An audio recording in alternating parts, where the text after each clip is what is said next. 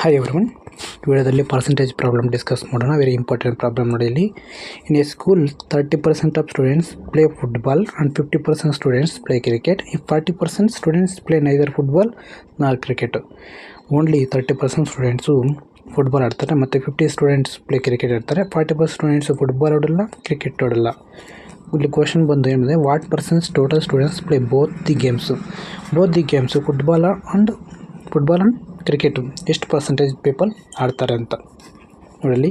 Total 30% students 30 plus football plus 50% play cricket. Then 40% football ಆಡಲ್ಲ, cricket ಆಡಲ್ಲ, ಯಾವುದು ಆಡಲ್ಲ. Total 100%.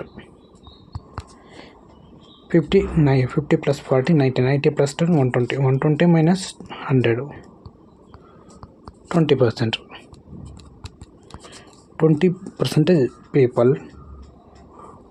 What percent total students who play both games? 20% people play both games, football and cricket.